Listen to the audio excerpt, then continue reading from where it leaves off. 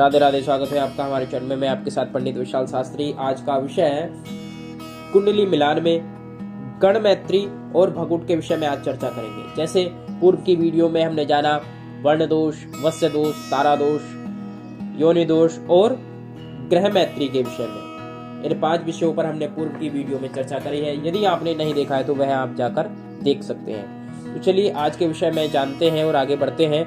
कुंडली में 6 नंबर गण मैत्री के और 7 नंबर भकूट के प्राप्त होते हैं, तो बहुत बड़े अंक है ये। इसके पश्चात 8 नंबर जो है नाड़ी के प्राप्त होते हैं। तो नाड़ी के विषय में अगली वीडियो आपके सम्मुख आएगी, उसको आप अवश्य देखें। तो आज जानेंगे गण मैत्री।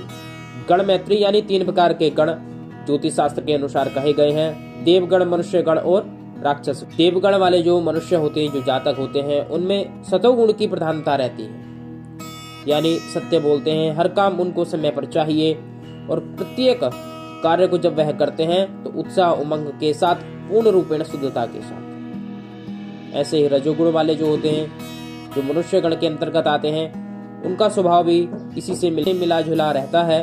और राक्षस गण वाले जो लोग होते हैं तमोगुण के अंतर्गत आते हैं। उनमें आलस्य, प्रमाद, क्रोध की वृद्धि और शीघ्रता उनके अंदर रहती है।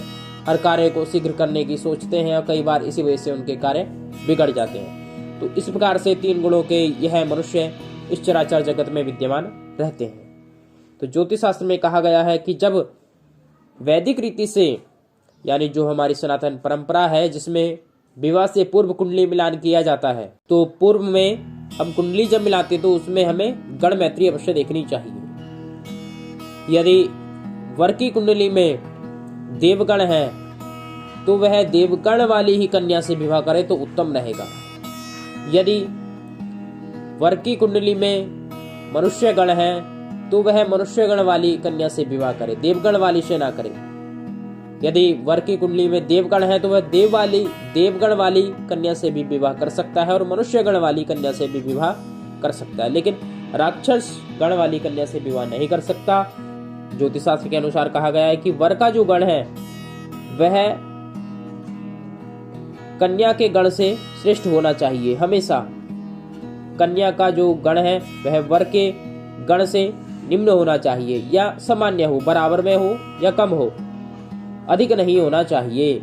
ऐसा ज्योतिष शास्त्र के अनुसार कहा गया। यदि इस प्रकार के गण कुंडली मिलान में प्राप्त होते हैं तो आपका वैवाहिक जीवन, जिनकी भी कुंडली मिलाई जा रही है, उनका वैवाहिक जीवन और तालमेल आनंदमय रहता है। तो चलिए आगे जानते हैं। मिलान में 7 नंबर भकूट को प्राप्त होते हैं। यदि भकूट सही मिलता है तो कुंडली मिलान में 7 नंबर पूरे लिखे जाते हैं। भकूट क्या है?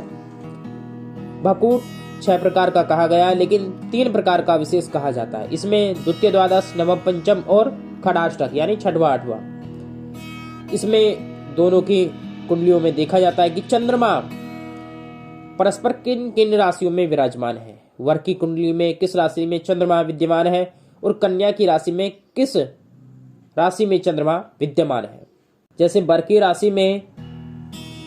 की कुंडली में चंद्रमा यदि कन्या राशि में विराजमान है और वधू की कुंडली में चंद्रमा वृषभ राशि में विद्यमान है, तो यह खडाष्टक योग बनता है, यानी 6वां 8वां।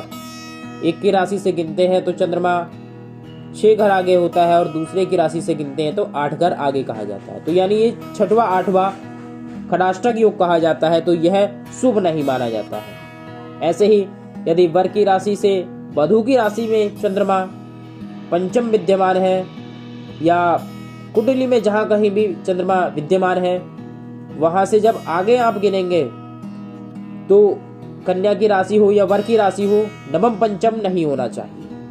यदि आप गिनते हैं 1 की राशि से 5 आ रही है और उस राशि से अगली राशि तक जब आप गिनते हैं कन्या की राशि में, तो 5 नवम पंचम योग नहीं बनना चाहिए। कुंडली में नवम पंचम योग भी भकूट दोष कहा जाता है। ऐसे ही द्वितीय द्वादश यानी द्वितीय द्वादश चंद्रमा भी कुंडली में विद्यमान नहीं होना चाहिए। इस प्रकार के योग यदि कुंडली मिलान में सम्मुख आते हैं तो यह भकूट दोष कहा जाता है। भकूट दोष यदि कुंडली में बन रहा है, इसमें सबसे कष्टप्रद खडाष्टक योग कहा जाता है और द्वितीय द्वादश योग। खडाष्टक योग यदि कुंडली मिलान में बन रहा है तो यह अत्यंत कष्टप्रद कहा जाता है, मृत्यु तुल्य इसको माना जाता है। यदि द्वितीय द्वादश बन रहा है तो यह धन हानि को दर्शाता है और नवम पंचम संतानोत्पत्ति में कष्टप्रद रहता है। विशेष रूप से खडाष्टक और द्वितीय द्वादश की मनाही है। नवम पंचम मिल रहा है यदि और बाकी सब अष्टकूट मिलान उत्तम है तो भगवान महामृत्युंजय का जप कराकर उसके पश्चात यदि विवाह आदि संस्कार किया जाता है तो जीवन में आनंद की प्राप्ति होती है और सभी स्थितियां शुभ बनी रहती हैं और निरंतर जीवन उन्नति प्रगति की ओर आगे बढ़ता रहता है। ऐसे ही ज्ञानप्रद वीडियो देखने के लिए चैनल को करें सब्सक्राइब, बेल आइकन प्रेस करें और वीडियो अच्छी लगे तो लाइक अवश्य करें।